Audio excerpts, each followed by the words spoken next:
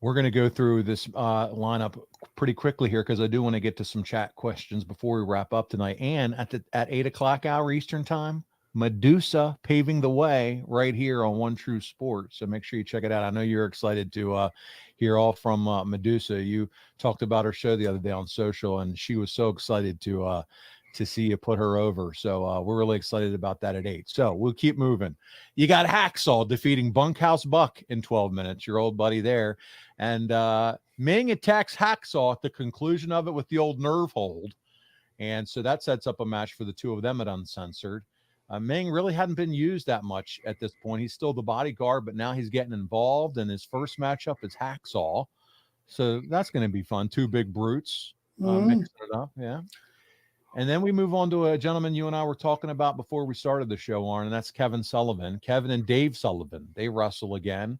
And it ended when Kevin runs Dave into Butcher's face and rolls him up for the pin. So now we're starting to see this thumbs down stuff, okay?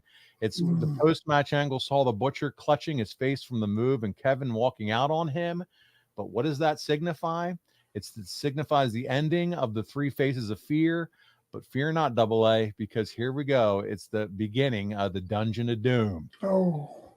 So it's pretty big time there. So the underlying story for that, for those that know, Beefcake had his face destroyed in the boating accident, right? So that was what that was. That was considered a cheap shot and maybe using an old injury to further your career. But you would have to know that to get that finish, right? Yeah, absolutely. Yeah, you would have to have that knowledge and be a observer reader or whatever the case may be, a magazine or whatever, to know that was the case. So those casually at home fans, it might have been, yeah. So yeah, I get it. Yep. You move on. Harlem Heat with Arn Show favorite wrestler, Sister Sherry, defeating the Nasty Boys. That was a DQ after wrestling for 18 minutes. But anytime you got to picture the Nasties and Harlem Heat with Sherry, got to be a fun match. Yeah. But it was an over-the-top disqualification. Second referee reverses the decision, awards. So, again, what I'm trying to get here, it's a cluster finish to wrap up that match. The Heat should just won.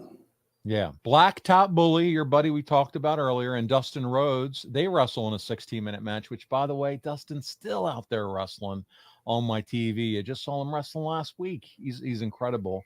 But Colonel Parker gets involved here, breaks up the pin. So Dustin suplexes him into the ring. And, man, Barry goes 16 minutes here. Any surprise to you, Arn, that Barry held his own against Dustin? No. Like I said, he's a pro, buddy. Go back and watch his work as a Russian, watch his work really big time as Demolition. And he's 300 pounds. 300-pounders don't move like that.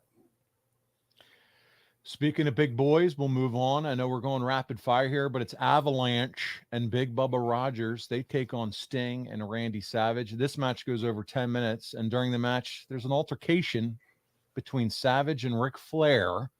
Yes, Rick. He's seated ringside for this one. And Savage worked a very strong match for his part. Sting body slammed Avalanche, who was billed at 516 pounds.